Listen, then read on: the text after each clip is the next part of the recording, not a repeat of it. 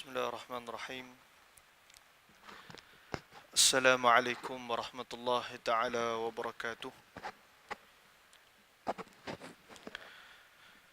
Alhamdulillah rabbil alamin. Alhamdulillahilladzi arsala rasulahu bil huda wa dinil haq liyuzhirahu 'ala ad-din kullih walau karihal musyrikun. Ashhadu an la ilaha illallah wahdahu la syarika lah wa ashhadu anna Muhammadan 'abduhu wa rasuluh.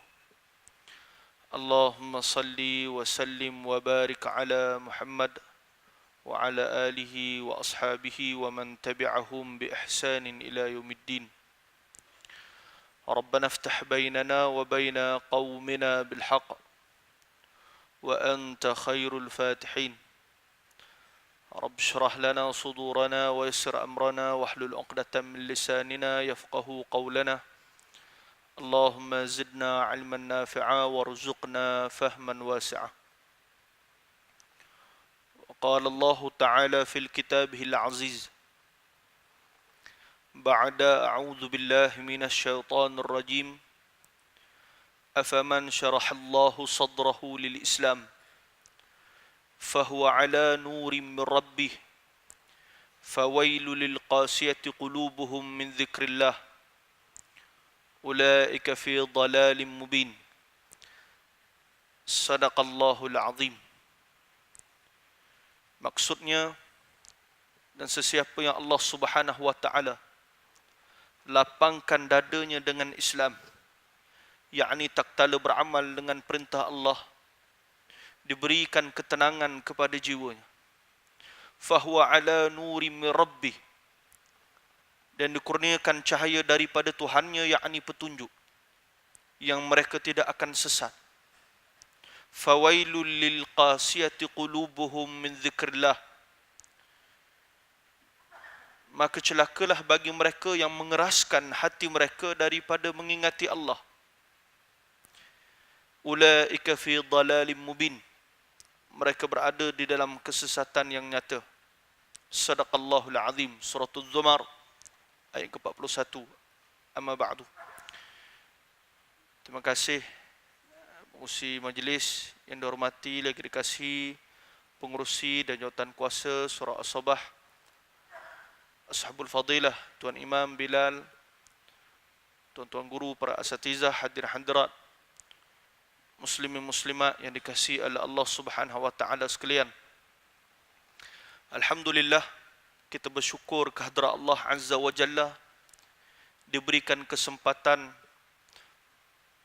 pada saat-saat akhir daripada Ramadan, berada pada bulan yang disebutkan oleh Al-Imamul Malik rahimahullahu ta'ala anhu sebagai bulan Quran dan bulan wa yut'imut ta'am. Dua benda besar pada Ramadan ini, Quran dan juga memberi orang makan sewaktu berbuka dan bersahur. Al-Imamul Malik rahimahullahu ta'ala anhu, bila mana sahaja memasuki Ramadan yang penuh keberkatan, Al-Imamul Malik memperbanyakkan bacaan pada Al-Quran. Sehingga sebagaimana yang kita maklum, Al-Imamul Malik ini merupakan tokoh besar dalam ilmu hadis. Sehingga di sisinya ada karangan kitabnya yang bernama Al-Muwatta. Tak kala memasuki Ramadan, Al-Imamul Malik meninggalkan kelas pengajarannya kepada ilmu hadis dan memberikan tumpuan sepenuhnya kepada Al-Quran, bagi menunjukkan besarnya Quran pada Ramadan yang penuh keberkatan ini. Maka rebutlah masa-masa yang berbaki daripada Ramadan ini untuk memakmurkan ibadah kita dengan pelaksanaan dua perkara besar di dalamnya, iaitu Quran pada saat ini dan juga berusaha memberi orang makan. Hadirin muslimin muslimat yang dikasihi oleh Allah Subhanahu wa taala sekalian, pada pagi ini saya nak berhajat bawa dua perkara. Pertama, athar, perkataan Sayyidina Mu'adz bin Jabal radhiyallahu an yang saya petik dalam kitab Wasayil Ulama Indal Maut, yang diambil daripada kitab Syiaru A'lamun Nubala karangan Al-Imam Az-Zahabi. Dan yang kedua saya nak petik juga pada pagi ini sebuah hadis Nabi sallallahu alaihi wasallam yang tarafnya mursal, yang hadis ini Nabi sebutkan kepada Abi Dzar. Terdapat dalam tarikh Al-Ihya yang diriwayatkan oleh Al-Iraqi. Dua benda insya-Allah kita akan sentuh pada pagi ini. Hadirin rahmat Allah Subhanahu wa taala, Muadz bin Jabal radhiyallahu an, salah seorang tokoh besar daripada kalangan sahabat, pemuda yang dihantar oleh baginda Nabi sallallahu alaihi wasallam ke bumi Yaman untuk menjadi gubernur di bumi Yaman, mentadbirnya dan memandu rakyat di dalamnya kepada keredaan Allah. Hadirin rahmat Allah Subhanahu wa taala sekalian, sebelum daripada rakyat Yaman menerima Islam, mereka ini beriman dengan agama Parsi. Sebagaimana rakyat Parsi beriman kepada Kisra mereka, raja mereka, yang menjadikan raja mereka sebagai Tuhan dan sembahan. Di Parsi ini, kalau kita membaca kitab Fiqh Sirah yang lainnya, kita akan dapati bahawasanya Parsi suatu ketika dahulu bukan sahaja mereka menyembah api, menjadikan Majusi sebagai agama mereka, tetapi mereka mengangkat raja mereka sama seperti Tuhan. Dan jajahan takluknya di Jazirah Arab ketika itu adalah Yaman. Lalu begitulah keadaan rakyat Yaman. Sehingga kisah ini saya ambil dalam Bukhari, bagaimana tatkala Nabi sallallahu alaihi wasallam menghantar rasail, message, mengajak Raja Parsi supaya beriman kepada Allah dan Rasul. Kalau kita buka dalam Bukhari, ada rasail Herakla, surat Nabi kepada Herakla, Rom, Raja Rom, dan surat Nabi kepada Raja Parsi. Surat Nabi sallallahu alaihi wasallam menyuruh Raja Parsi supaya beriman kepada Allah dan Rasul. Raja Parsi bila dapat surat yang Nabi sallallahu alaihi wasallam suruh dia beriman, Raja Parsi koyok surat yang dihantar kepadanya. Berbeza dengan Herakla Rom, Raja Rom. Tatkala menerima surat baginda Nabi sallallahu alaihi wasallam, ia menerima dan bermunakasyah dengan rahib-rahibnya. Tetapi Raja Parsi, tatkala sampainya surat mesej Nabi sallallahu alaihi wasallam mengajaknya beriman, dia koyok surat Nabi, dan berita ni sampai kepada baginda Nabi sallallahu alaihi wasallam. Lantas baginda Nabi sallallahu alaihi wasallam mendoakan agar Allah mengoyakkan pemerintahan Parsi sebagaimana dia mengoyakkan surat yang telah diutuskan kepadanya. Berita ni sampai pada Raja Parsi membuatkan dia bertambah marah. Lalu memerintahkan gubernurnya di Yaman untuk menghantar bala tentera bagi membunuh baginda Nabi sallallahu alaihi wasallam. Nabi sallallahu alaihi wasallam di saat itu tidak merasa takut apatah lagi gerun saat tentera Parsi nak datang mari nak bunuh Nabi. Gubernur di Yaman yang berlaku sebaliknya. Gubernur di Yaman bila mana sahaja mendapat perintah daripada Raja Parsi, dia kata kalau kita hantar segorombolan tentera nak pergi bunuh Muhammad, jadi malu besar kita. Kerana Muhammad seorang, Madinah negara kecil, tidak menasabah kita hantar tentera yang besar semata-mata nak bunuh Muhammad. Kita hinakan mereka dengan hantar 2 orang daripada kalangan kita. Dia hantar 2 orang daripada kalangannya, panglima tenteranya, untuk pergi ke Yathrib, pergi ke Madinah untuk membunuh baginda Nabi. Lalu 2 orang ini pergi ke Madinah. Sampai di Madinah, sampai di masjid Nabi, bertemu dengan Nabi SAW. Nabi bila sahaja nampak 2 orang ni, Nabi SAW tak tengok wajah mereka. Mereka berusaha lagi mendekati Nabi supaya Nabi nampak mereka. Nabi memalingkan wajahnya. Mereka berusaha dekati Nabi lagi. Nabi memalingkan wajahnya. Lalu Nabi SAW sebut kepada 2 orang ini, ketahuilah sesungguhnya Tuhan kami akan membunuh Tuhan kamu, yakni Kisra Parsi. bahawa sesungguhnya Allah Ta'ala akan bunuh raja kamu. Saat itu bila dua orang ni dengar perkataan Nabi, mereka menjadi terkedu, tak boleh nak jawab kepada baginda Nabi SAW. Ini izzah dan kekuatan Islam. Bila mana manusia membawa mesej Islam, bersamanya kemuliaan, maka begitulah Allah mencampakkan perasaan takut ke dalam dua orang panglima tentera ini, sehingga mereka merasa takut dengan baginda Nabi SAW dan tak berani nak jawab apa-apa.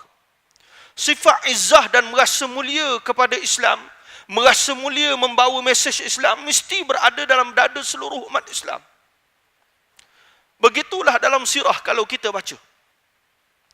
Antaranya, bila mana berlaku peperangan Khandaq, umat Islam diserang dengan segenap penjuru. Tentera musuh yang berjumlah 10,000 orang.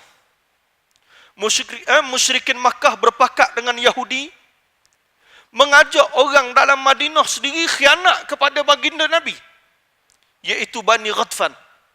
Bani Ghatfan menyumbang 6,000 jumlah tentera daripada 10,000. Bani Ghatfan orang Madinah. Tapi bila mana musyrikin Makkah dan juga Yahudi menawarkan kepadanya harta, kalau kamu bersama dengan kami, seluruh hasil tamar Madinah pada tahun ini menjadi milik kamu. Saat itu Bani Ghatfan pilih belok kepada baginda Nabi SAW kerana memandang harta yang begitu banyak. Tamar Madinah ni daripada dulu sampai sekarang berharga. Orang pergi Madinah, yang dibawa balik kurma ajwah, yang tu paling mahal. Begitulah zaman Nabi. Kurma yang paling berharga, kurma di Madinah. Bila Bani Ghatfan khianat, Nabi SAW panggil sahabat Nabi, Sa'ad bin Mu'adh dan Sa'ad bin Ubadah.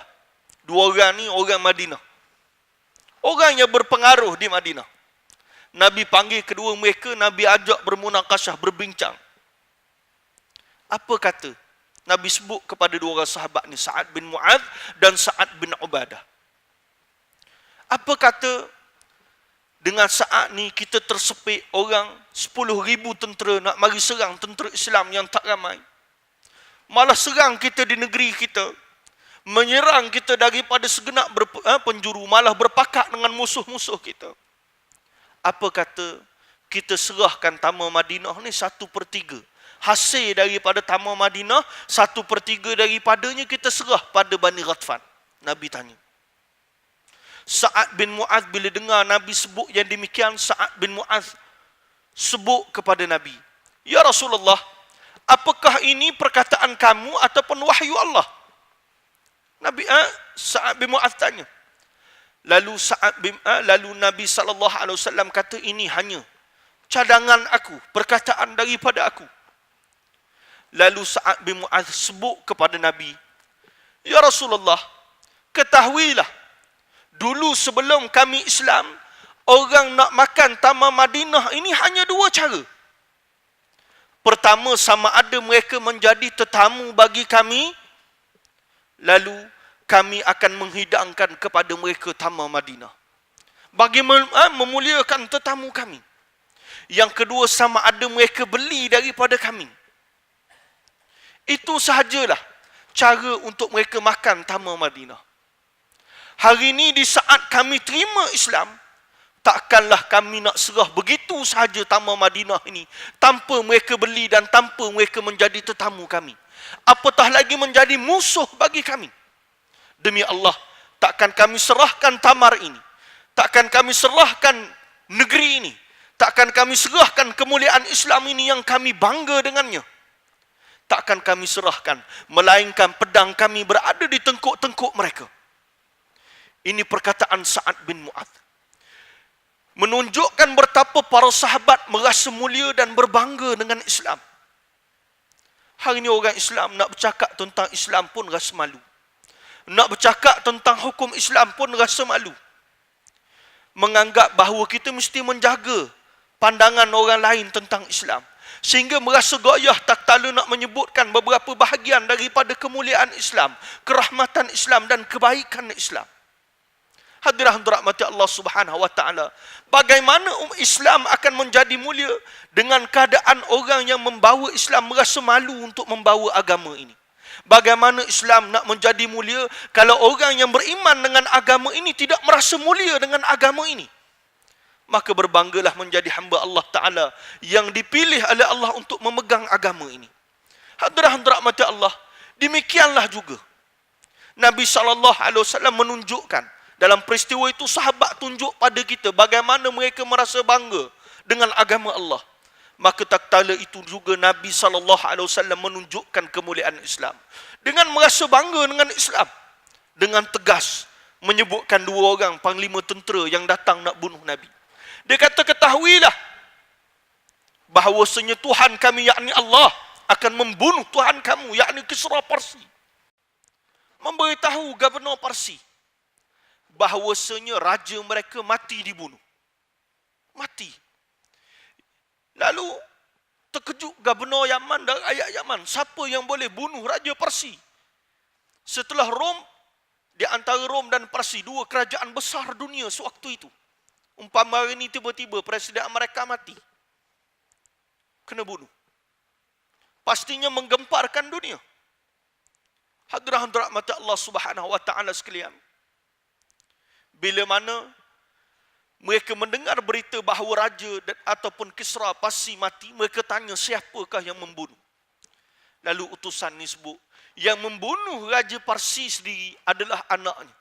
Allah takdirkan anak Raja Parsi membunuh Raja Parsi dengan memberikan racun kepada ayahnya. Kerana apa? Kerana Raja Parsi berkahwin dengan anaknya sendiri, anak perempuannya sendiri. Jadi anak lelaki ni rasa cemburu ayah kahwin dengan kakak dia. Anak rasa cemburu bahawa ayah kahwin dengan kakaknya kerana agama Parsi, orang Parsi ni disebut juga sebagai pagan. Ayah kahwin dengan anak, abang kahwin dengan kakak. Biasa bagi mereka. Jadi waktu tu anak rasa cemburu ayah kahwin dengan kakak dia, lantas bunuh ayah dia. Dia jadi raja, bila dia jadi raja, dia terlupa racun yang dia pernah buat pada ayah dia, dia sendiri minum. Akhirnya anak yang jadi raja ni pun mati. Lalu siapa yang menjadi raja? Anak perempuan ni. Tak ada waris, anak perempuan ni naik jadi raja. Bila anak perempuan ni naik jadi raja, Nabi SAW sebut dalam hadis. Bila diberitakan, Nabi kata, la yuflahul qaum. Takkan berjaya satu kaum bila mana perempuan menjadi pemimpinnya. Lantas runtuh empire besar Parsi sekelip mata Allah Ta'ala jadikan. Hadirin rahmat Allah, berita ni sampai ke bumi Yaman. Yang akhirnya menyebabkan seluruh rakyat Yaman sewaktu itu menerima Islam. Berdasarkan ayat Quran, wa ra'aitan nasa yadkhuluna fi dinillahi afwaja. Kamu lihat orang memasuki agama Allah berbondong-bondong. Ramainya orang memasuki agama Allah, seluruh mereka beriman, menerima Islam. Dan bila mana mereka menerima Islam, setelah mereka menerima Islam, Nabi SAW menghantar Mu'adz bin Jabal membawa mesej tauhid ini, mengajar mereka agama. Ini Mu'adz bin Jabal. Mu'adz bin Jabal, kalau kita nak cerita hidup dia panjang. Cuma saya nak petik asar perkataan Mu'adz bin Jabal ini, beberapa daripadanya. Mu'adz bin Jabal di saat akhir hayatnya, dikisahkan bagaimana di saat akhir hayat Mu'adz bin Jabal, dia menunggu waktu untuk menunaikan salat subuh. Dia panggil anak-anak dia, dia perintahkan anak-anaknya supaya melihat apakah masuk ataupun tidak lagi waktu salat subuh. Lalu bila masuk waktu salat subuh, Mu'adz bin Jabal dengan segera menunaikan salat subuh. Selesai menunaikan salat subuh, Mu'adz bin Jabal kembali bertemu dengan Allah Subhanahu wa taala. Sahabat Nabi ni Allah tutup kehidupannya selepas daripada dia salat. Saat nak dekat mati pun dia sibuk memikirkan salat, memberati perkara salat.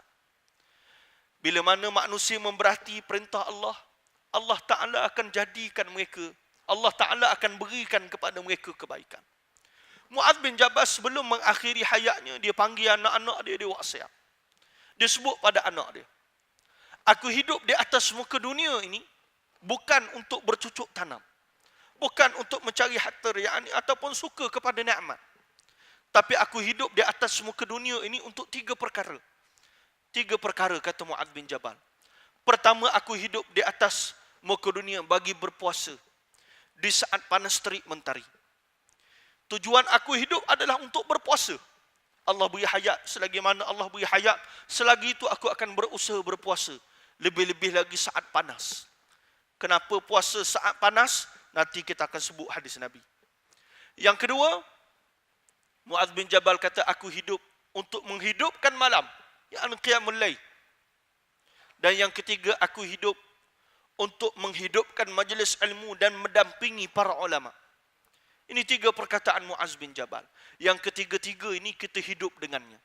Allah beri izin dalam Ramadan, kita berpuasa, Allah beri izin untuk kita bangun di tengah malam, salat, walau 2 rakaat, dan Allah Ta'ala beri izin pada kita untuk kekal dalam majlis ilmu Allah Subhanahu Wa Ta'ala. Maka selepas daripada Ramadan, kekal dengan 3 perkara taat ini. Mudah-mudahan dengannya kita berjalan kepada keradaan Allah dan mati dalam keradaan Allah dan keampunan daripada Allah. Hadirin rahmati Allah. Itu 3 benda yang yang 3 benda yang disebutkan Sayyidina Mu'adz bin Jabal kepada anaknya. Yang kedua, Nabi SAW sebut dalam sebuah hadis yang saya sebut tarafnya mursal. Abi Dzar Al-Ghifari satu ketika sedang duduk, lalu datang baginda Nabi SAW bertemu dengan Abi Dzar. Nabi SAW sebut kepada Abi Dzar, wahai Abi Dzar, lau aradta safaran a'addata lahu 'uddatan.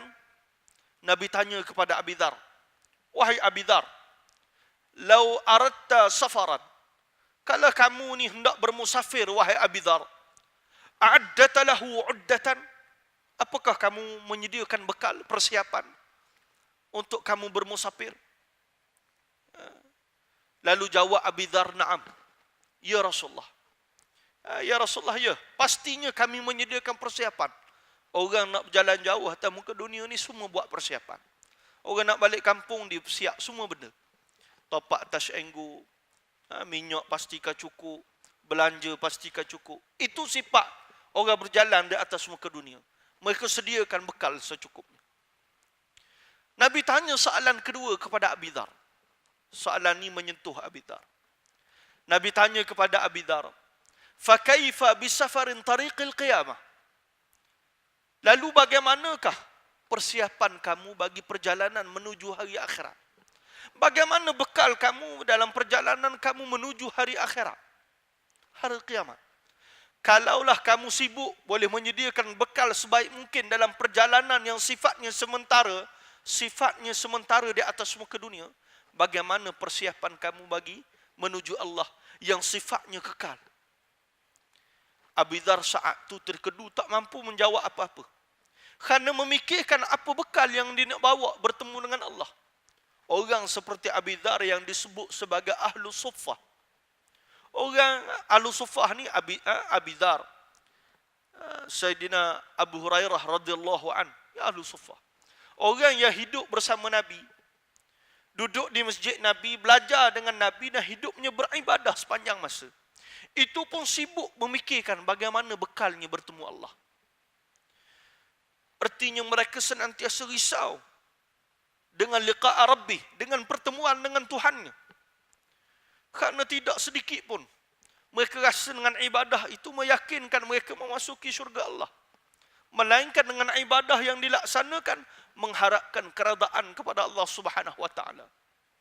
Hadirin rahmati Allah. Bila Nabi tanya yang demikian kepada Abi Dzar, Abi Dzar gusar. Lantas Nabi melihat kegusaran pada wajah Abi Dzar Al-Ghifari. Lalu Nabi sebut kepada Abi Dzar, kata Nabi SAW kepada Abi Dzar, ala unabbi'uka bima yanfa'uka dhalikal yawm. Wahai Abi Dzar, hendak tak aku beritakan kepada kamu suatu perkara? Hendak tak aku nak beritakan kepada kamu perkara yang boleh memberi manfaat kepada kamu pada hari yang tersebut, yakni hari kiamat. pada hari yang seluruh pangkat, derajat, nama seluruhnya tak lagi mampu memberi manfaat kepada kamu. Tetapi apa yang aku nak sebut ni pasti boleh beri manfaat kepada kamu. Abi Dzar bila dengar perkataan Nabi, apa kata Abi Dzar? Bala, bahkan. Bi abi anta wa ummi ya Rasulullah, bahkan. Demi ayahku, demi engkau dan demi ibuku ya Rasulullah, khabarkan apakah perkara yang boleh memberi manfaat. Sayugi Abi Dzar saat itu nak mendengar perkataan Nabi. Apakah benda yang boleh benar-benar memberi manfaat saat bertemu dengan Allah? Suka Abi Dzar. Demikian para sahabat. Seluruh mereka merasa gembira bila Nabi SAW nak menyebutkan satu amalan yang boleh memasukkan mereka ke dalam syurga Allah. Satu amalan yang menyebabkan mereka dikasihi Allah. Para sahabat gembira. Contoh hadis. Kalau kita baca dalam Arba'in Nawawiyah, bagaimana mengisahkan. Sahabat Nabi bila bertanya tentang Nabi amalan untuk bertemu dengan Allah, amalan apa yang memasuki syurga Allah, seluruh mereka, hadis-hadis yang kalau kita baca ini menunjukkan betapa para sahabat gairah mengejar syurga Allah, gairah mengejar keradaan Allah. Antaranya hadis dalam Arba'in Nawawiyah daripada Abi Abdullah Jabir bin Abdullah Al-Ansari. Jabir ni sahabat Nabi, orang Ansar, sebagaimana ayahnya. Ayah Jabir ni mati syahid dalam peperangan Uhud. Jabir cerita, satu ketika atarajulan sa'alan Nabi sallallahu alaihi wasallam. Datang seorang lelaki bertanya kepada Nabi. Lelaki ini yang disebutkan dalam hadis adalah Nu'man bin Qawqal al-Khaza'i. Nu'man ni orangnya tempang. Dia mati syahid dalam medan peperangan Uhud. Itu Nu'man. Nu'man walaupun dia tempang, tetapi dia tak pernah sepanjang hidup dia tak pernah meninggalkan medan perang. Perang Badar diikutinya sehingga kepada perang Uhud. Di medan peperangan Uhud dia bertemu Nabi, disebut kepada Nabi, "Ya Rasulullah, aku tak akan tinggalkan, demi Allah aku tak akan tinggalkan medan peperangan Uhud ini, melainkan aku dapat memijak kehijauan syurga Allah." Ini kata Nu'man. Orang yang cacat tetapi sempurna imannya. Hadirin rahmat Allah Subhanahu wa taala. Sehingga berlaku perang Uhud, Nu'man bin Qawqal al-Khaza'i ini benar mati dalam medan peperangan Uhud. Syahid. Bila syahid, Nabi tengok Nu'man, Nabi kata apa? Inna Nu'man dhanna billahi khairan. Inna Nu'man dhanna billahi azza wa jalla khairan. Sesungguhnya Nu'man ini sungguh-sungguh sangka baik kepada Allah. Fawajadduhu inda dhannihi, dan dia mendapatkan apa yang disangkakan terhadap Allah. Dia sangka baik pada Allah, maka Allah berikan kebaikan. Dia tak pernah sangka buruk. Lalu kata Nabi, aku melihatnya berjalan di dalam syurga Allah Subhanahu wa taala dengan kakinya yang tempang. Atas dunia Nabi tengok dah dia berjalan atas syurga Allah. Menunjukkan kemuliaan Nu'man bin Qawqal al-Khaza'i.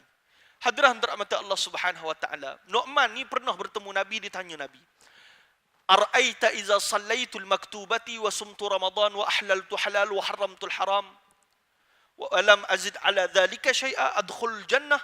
Faqala Rasulullah, "Na'am." Satu ketika dia bertemu Nabi, dia kata, "Ya Rasulullah, aku ni, kerja aku, apa pandangan kamu? Hidup aku ni, aku puasa saat Ramadan, aku semayang, apa yang Allah Ta'ala halalkan aku buat, apa yang Allah Ta'ala haramkan aku tinggalkan. Itu sajalah hidup aku ini. Dan aku tak tambah apa pun daripada hidup aku ini. Apakah aku akan dimasukkan ke dalam syurga ya Rasulullah?" Nabi kata, "Ya." Nak sebutnya banyak sangat hadis para sahabat ni tanya pada Nabi bagaimana kaedah nak masuk syurga. Berebut para sahabat nak masuk syurga Allah. Jadi bila dapat dengar satu perbuatan yang boleh bawa masuk kepada syurga, mereka bersungguh-sungguh mengambil perkataan Nabi ini. Maka demikian patut menjadi pada jiwa orang beriman. Bila mana mereka mendengar hadis Nabi SAW, mereka gairah untuk mendengarnya. Tak sabar nak buat apa yang Nabi perintahkan. Dan bila mana Nabi sebut, bersungguh mereka melaksanakannya. Apa lagi yang lebih baik daripada benda yang Nabi SAW anjurkan. Hadirin rahmat Allah Subhanahu wa taala. Begitulah Abi Dzar. Bila Nabi nak sebut pada dia satu amalan, dia bersungguh. Sehingga dia bersumpah atas nama kedua ibu bapanya dan baginda Nabi. Waktu itu tidak berlaku lagi pengharaman sumpah atas nama makhluk. Di kita bersumpah atas nama makhluk ni haram, tak boleh. Nabi larang. Yang boleh kita bersumpah sirah sumpah ni hanya atas nama Allah. Wallahi wa billahi wa tallahi, itu sirahnya. Waktu itu tidak berlaku lagi pensyariatan.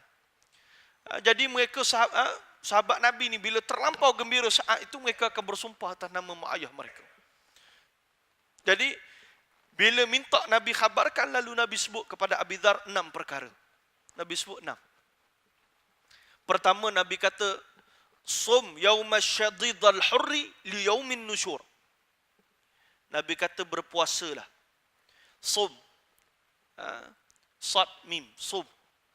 Kalau kita tukar sad tu kepada tha, dia akan jadi thum. Thum bahasa Arab bawang putih. Jangan silap tulis. Sum yawma syadidal hurri li yawmin nusyur. Puasalah di saat panas terik mentari bagi menghadapi hari kebangkitan. Sebab tu Mu'adz bin Jabal dalam athar dia tadi, perkataan dia 3 benda amalan tadi, antara benda disebut puasa saat panas terik. Antaranya daripada hadis ini. Kenapa puasa saat panas terik?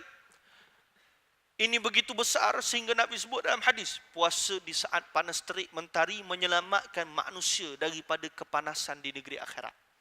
Puasa di saat kepanasan di atas muka dunia menyelamatkan manusia dari kepanasan di negeri akhirat.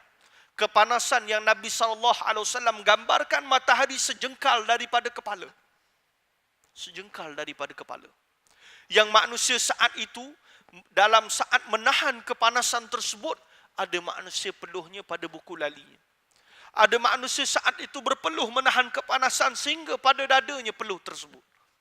Ada manusia yang tenggelam daripada peluh mereka. Semuanya kembali kepada amalan mereka. Maka yang menyelamatkan manusia saat itu ibadah puasa mereka. Allah izinkan kita di saat Ramadan ini berpuasa. Allah beri hayat, apatah lagi melalui saat akhir Ramadan. Ambillah kesempatan berpuasa dengan penuh keimanan. Kullu amal ala khawatimah. Seluruh amalan ini pada penutupan. Pastikan kita menutupi Ramadan, tirai Ramadan dengan betul-betul melaksanakan ibadah dan mengharapkan keampunan daripada Allah. Begitu juga saat melaksanakan puasa. Menutupi ibadah puasa dengan berbuka. Dan jauhkan bentuk pembaziran. Kerana bentuk pembaziran ini menghilangkan roh daripada ibadah puasa. Sebab tu ada orang puluhan tahun berpuasa. Daripada umur di 10 tahun sampai umur di 50 tahun. 40 tahun puasa contoh. Ada orang 30 tahun, ada orang 20 tahun. Tetapi ibadah puasa yang dilaksanakan tidak menyebabkan dia semakin hampir kepada Allah. Puncanya kenapa? Ibadah yang dilaksanakan hilang roh. Sehingga apa? Ibadah tadi tidak menyebabkan ia memberi kesan kepada jiwa. Kita beribadah ni dia akan beri kesan pada jiwa. Salat beri kesan kepada jiwa. Beri kesan dengan cara bagaimana? Salat tadi menyebabkan tercegahnya kita daripada melakukan maksiat. Puasa juga memberi kesan pada jiwa. Memberi kesan dengan cara sehingga apa? Kita mampu untuk mengekang dan menahan hawa nafsu. Jadi orang yang berpuasa tapi masih lagi membazir pada bulan Ramadan, puasa yang dilaksanakan itu tidak akan memberikan ruh kepada jiwanya, yang menyebabkan tak terkesan jiwa, tak menyebabkan dia semakin hampir kepada Allah, tak menyebabkan dia semakin bertakwa kepada Allah. Sebab tu jauhkan pembaziran. Hadirin dirahmati Allah, puasa di antara bentuk yang Nabi SAW sebut dalam hadis. As-siyam wal Quran yashfa'anil 'abdi yaumal qiyamah. Puasa dan Quran boleh beri syafaat. Boleh beri pertolongan kepada hamba Allah Ta'ala di hari akhirat kelak. Sebab itu manfaatkan waktu yang Allah beri ini untuk berdoa, untuk melaksanakan puasa sebaik mungkin, supaya dengannya di hari akhirat besok, mudah-mudahan dengan puasa ini mampu memberikan pertolongan kepada kita, memberikan syafaat kepada kita di hari akhirat. Sebab tu saya ingat zaman belajar di Yaman ni ada sahabat-sahabat daripada Somalia. Orang Somalia ni mereka susah, tapi zaman saya belajar mereka orang yang paling cemerlang dalam pengajian. Dikisahkan bagaimana sahabat-sahabat kita ini bila pulang ke negara mereka mengajar anak-anak kecil. Ada anak-anak kecil bila mana diceritakan kelebihan berpuasa, mereka cukup gembira nak melaksanakan ibadah ini. Walaupun mereka tak ada makanan untuk berbuka dan bersahur. Sehingga 2-3 hari kadang-kadang tidak berbuka disebabkan tiada makanan. Hadirin rahmati Allah. Somalia ni kalau kita baca dalam sejarah, baca, buka internet baca. Somalia ni asalnya negara yang tidak berlaku masalah, sehingga satu ketika Amerika Syarikat beri duit kepada Utopia. Untuk tentera Utopia mari serang Somalia. Utopia negaranya negara Nasrani mari serang Somalia dengan tujuan bagi penyebaran agama Nasrani.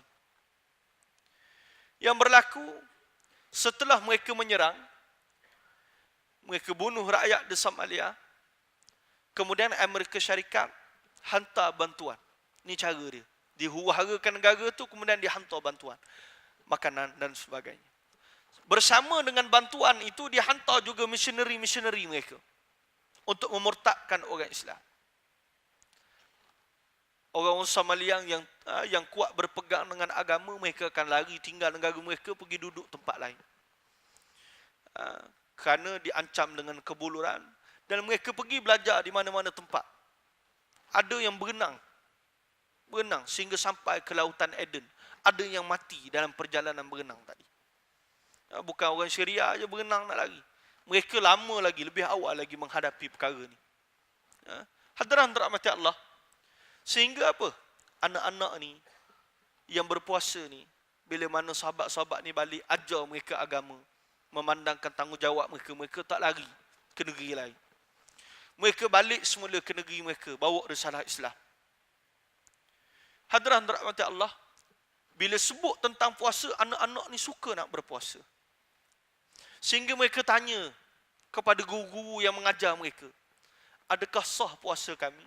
Kalau kami tak mampu untuk berbuka, tak boleh nak berbuka, apakah puasa kami diterima? Apakah puasa yang kami laksanakan boleh beri syafaat kepada kami di hari akhirat besok? Hadirin rahmati Allah, berebutnya mereka nak melaksanakan ibadah ini. Bila tanya, mereka boleh ambil makanan. Mereka boleh ambil makanan daripada kemah-kemah pelarian. Mereka boleh ambil makanan daripada kemah UNICEF yang datang, yang buat bantuan di bumi Somalia. Tapi anak-anak ni lebih rela tak ambil makanan di tempat tersebut. Kalau kita ni lapar, mungkin tak kita tak ambil makanan yang orang bagi, tengah lapar. Saat buka tak ada tempat dah, kedai semua penuh. Mari kat surau ni orang hulur, orang bagi makanan untuk berbuka. Tak mungkin kita mesti ambil. Satu, sebab Nabi suruh menyegerakan berbuka. Kedua, saat kita lapar. Kenapa anak-anak ni tak ambil makanan daripada kemah UNICEF, daripada kemah PBB? Kenapa? Mereka kata, hari ni boleh jadi kami ambil makanan mereka. Lama-lama kami merasa berjasa dengan mereka. Akhirnya menyebabkan kami cenderung kepada murtad. Jadi biarlah kami lapar atas dunia, jangan kami lapar di negeri akhirat. Saya tak terbayang budak-budak kecil seperti itu, pegangan akidahnya sekuat itu. Mudah-mudahan Allah Ta'ala beri kebaikan pada mereka, dan beruntunglah orang yang sibuk memikirkan bagaimana nak beri makan manusia seperti ini. Kerana mereka mendapat ganjaran pahala puasa, orang-orang yang cukup mulia. Sebab itu, masa yang berbaki ini pastikan ada infak yang kita berikan pada saudara kita di bumi Somalia, Palestin, Syria, yang mereka tak ada makanan, tuan-tuan, nak berbuka. Kita bermewah, maka ingatlah saat kita makan, nak suapkan makanan di mulut, ada saudara kita yang memerlukan bantuan kita. Hadirin rahmati Allah, banyak hari ni NGO-NGO yang hulurkan bantuan. Hulurkanlah bantuan, berikanlah infak setiap hari, supaya dengannya akhirat besok dia menjadi harta kita. Saat kita nak bertemu Allah, kita tak sangka pahala daripada mana datang begitu banyak. Rupanya atas dunia dulu kita pernah sibuk memikirkan soal saudara kita. Hadirin rahmati Allah, yang pertama puasa tadi Nabi sebut, sum yauma syaddidal hurri li yaumin nusyur. Puasalah saat panas, saat sukar. Selepas daripada Ramadan pun berpuasalah. Puasa 6. Puasa walaupun Isnin Khamis, sebulan sekali kita berpuasa. Sehari ni, pada waktu hari Isnin ataupun pada waktu hari Khamis. Kerana fadilatnya cukup besar. Yang kedua, ini ibadah yang bukan sekadar pada Ramadan, selepas daripada Ramadan kita boleh kekal laksana. Yang kedua, Nabi sebut salli raka'atain fi zulmatil laili wahsyatil qubur. Salatlah walau 2 rakaat. Fi zulmatil lail, salatlah 2 rakaat pada kegelapan malam. Li wahsyatil qubur, bagi menghadapi kesepian, kesunyian, kegelapan kubur. Bangunlah salat, bermunajat kepada Allah walaupun selepas daripada Ramadan. Pada Ramadan ni Allah beri kesempatan untuk kita bertahajud. Bangunlah bermunajat memohon keampunan terhadap Allah Subhanahu wa taala. Hidup kita ni apa lagi yang lebih besar daripada keampunan Allah? Sebab tu Al-Imam Abdullah bin Alawi Al-Haddad dalam kitabnya Nasaih Diniyah wal Wasaya Imaniyah disebut apa? Manusia yang atas muka dunia ni mereka ada seluruh pemenderaan dunia. Mereka ada seluruh nikmat dunia. Tapi tak kala mereka mati dalam keadaan kufur ataupun mereka mati dalam keadaan mereka tak diberikan keampunan oleh Allah. Manusia ni akan menjadi manusia yang paling rugi kerana harta mereka sedikit pun tak dapat beri manfaat. Tetapi manusia atas muka dunia ni mereka tak ada harta, tak ada apa-apa. Yang mereka ada hanyalah Allah dan Rasul.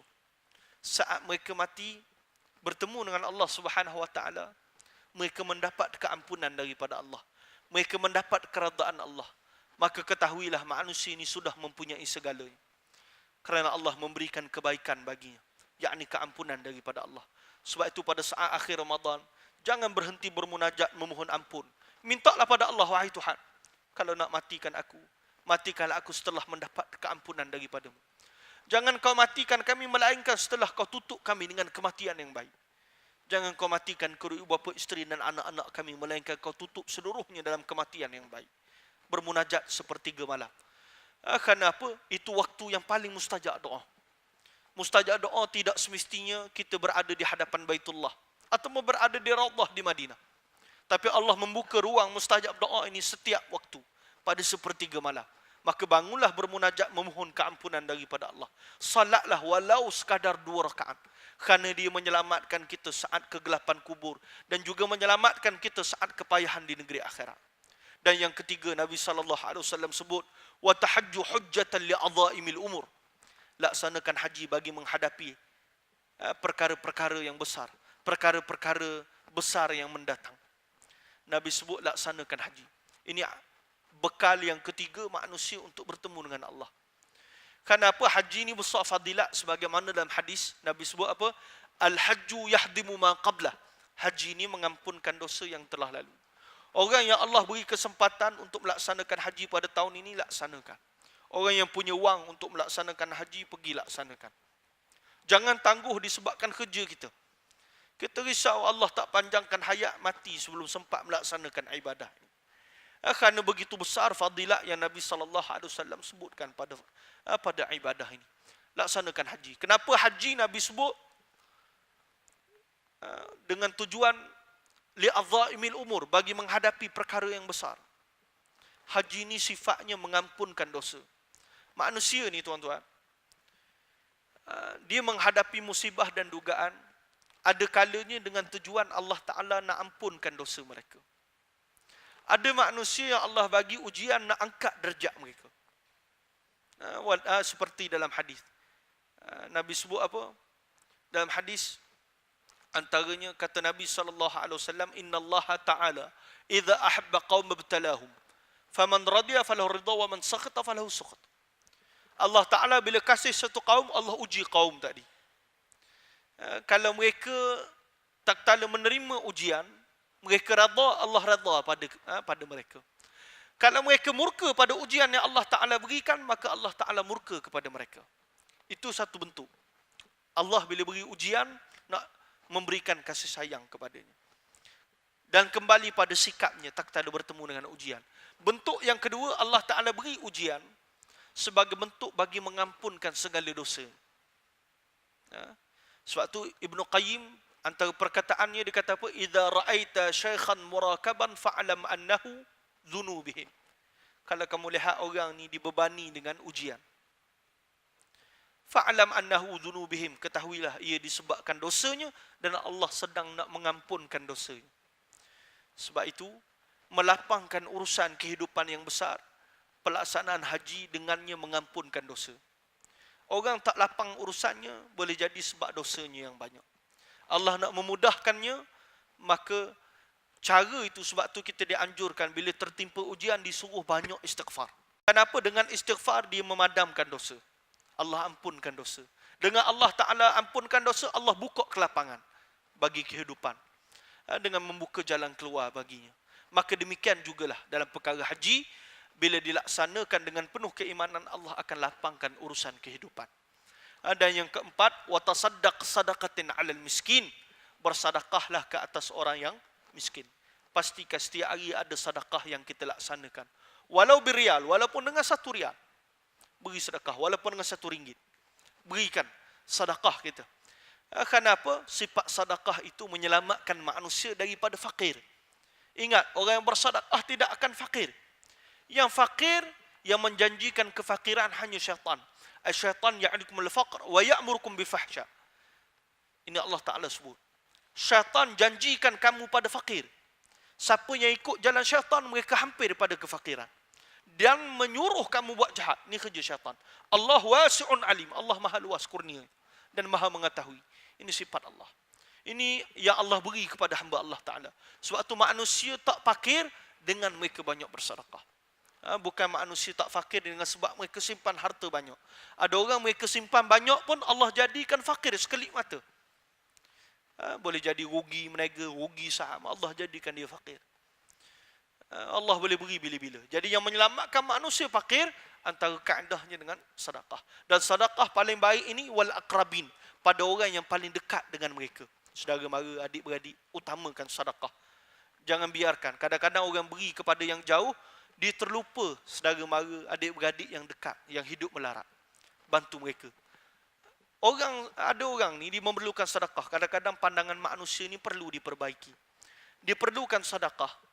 Dia perlukan bantuan kerana itu membantu hidupnya. Ada orang dia dah bekerja dengan penuh lelah, penat lelah. Paginya bekerja, malamnya bekerja. Tapi masih tak berubah keadaan hidup. Taraf hidup mereka. Tetap susah. Gaji yang didapat tak cukup. Ini keadaan manusia. Orang ni yang memerlukan bantuan. Yang ni mewajibkan kita untuk sedekah kepada mereka. Ada orang yang disengaja memang malas. Tapi yang menghadapi masalah manusia seperti ini. Untuk kita bantu. Sebab itu bersedekahlah lagi-lagi di bulan Ramadan. Dan yang kelima, Nabi SAW sebut, au kalimati haqqi taquluha. Yang kelima menjadi bekal untuk manusia bertemu Allah adalah kalimah benar yang dituturkan. Lebih banyak disebutkan kalimah benar, mengajak manusia kepada kebenaran, mengajak manusia kepada agama Allah, mengajak manusia untuk memakmurkan rumah Allah. Sebarang bentuk perkataan benar yang dituturkan dengan mengajak manusia kepada kebaikan, semua itu menjadi bekal untuk manusia bertemu Allah. Dan yang terakhir, yang keenam, kata baginda Nabi SAW, au kalimati syarri tasqutu anha. Ataupun kalimah jahat, tercela, rosak, adu domba, kalimah cela, maki hamun dan sebagainya, tasqutu anha, yang ditahan, yang didiamkan daripada mulutnya. Yakni manusia yang menahan lidahnya daripada menyebut perkara yang tidak bermanfaat. Menyebut perkara yang membawa kepada dosa. Jadi manusia yang tahan lidah juga, ia juga dapat memasuki syurga Allah dengan bekal tersebut. Itu di antara hadis Nabi SAW. 6 daripada bekal, mudah-mudahan memberi hadirat-hadirat sedikit pedoman diri saya dan tuan-tuan. Mudah-mudahan kita mampu beristiqamah melakukan amal ketaatan. Walaupun bentuk ini kita dah sentiasa dengar, tetapi mudah-mudahan bentuk ibadah yang disebutkan oleh Nabi ini menjadikan kekuatan bagi kita untuk berterusan melakukan amal saleh. Hadirin dirahmati Allah, saya kira itu sahaja. Dan akhirnya saya memohon izin daripada jawatan kuasa surau untuk membuat kutipan. Di sisi saya ada sebuah ma'had, iaitu Ma'had Al-Munir, yang saya buka di Taman Bukit Permai, Pandan Indah, dekat dengan Kampung Ceras Baru. Atas bukit kita sewa rumah 3 tingkat buat ma'had ini, yang mana kita mengambil seorang tenaga pengajar daripada Yaman. sahabat saya yang mana saya belajar dengan ayah dia dulu, iaitu Syekh Abdul Rahman bin Qasim Al-Bahr. Saya ambil dia menjadi tenaga pengajar di Ma'had, dan juga ada 2 orang lagi tenaga pengajar, keseluruhannya 3 orang yang menguruskan pengajian para pelajar ini, yang mana konsep pendidikan di Ma'had Al-Munir ini kita buat konsep pendidikan percuma. Orang kata mustahil, macam mana nak buat? Kita boleh buat setakat ni, alhamdulillah. Hasil sumbangan daripada orang ramai. Yang kos operasinya setiap bulan lebih RM18,000 yang terpaksa kita tangguh. Yang mana kita pilih, bukan semua orang boleh masuk, kita pilih yang terdiri daripada asnaf fakir miskin. Yang kita periksa, kita pergi ke rumah mereka melalui maklumat daripada imam-imam surau ataupun pengurusi surau. Daripada kalangan para pelajar ni ada daripada Kelantan, Terengganu, Pahang dan majoriti daripada Selangor yang kita ambil. Dan yang mana untuk makluman tuan-tuan, Ma'had ni sebelum ni saya dah buat di Yaman pada tahun 2008 sewaktu saya berada di sana. Sehingga 2011 berlaku Arab Spring. Para pelajar ni pulang, tapi saya tetap berada di Yaman sewaktu itu walaupun perang. Saya duduk di sana, hanya tinggal 4 orang pelajar lebih kurang waktu tu tinggal. Sebab saya nak habis dah pengajian, saya duduk di sana lagi. Kerana berbaki beberapa madah lagi untuk saya periksa. Jadi sebab tu duduk di sana. Kedutaan datang suruh kita tantangan surat, tak nak bertanggungjawab sebagainya. Waktu tu mak ayah pun suruh balik. Saya kata minta izin lah, nak duduk sekejap je. Sebab kalau balik tak tahu boleh datang bila pula. 2012 baru saya balik. Waktu itu mak suruh balik, saya kata minta lah izin. Saya kata kalau balik Malaysia pun mati juga. Mati kecil manis, mati darah tinggi, mati juga. Jadi kalau nak mati biarlah. Kalau mati tengah belajar pun tak apa, berasa suka. Walaupun kita penakut, dengar bunyi bom tu rasa nak terkencing. Tak, takut. Tapi fikir-fikir tak apalah, duduk sekejap lagi. Sebab dengan tujuan menuntut ilmu. Jadi 2012 baru saya pulang. Tahun lepas kita buka balik Ma'had ini. Kita cari para pelajar, kita himpunkan, tuan-tuan boleh mari ziarah di Taman Bukit Permai. Buka Waze je, Taman Bukit Permai.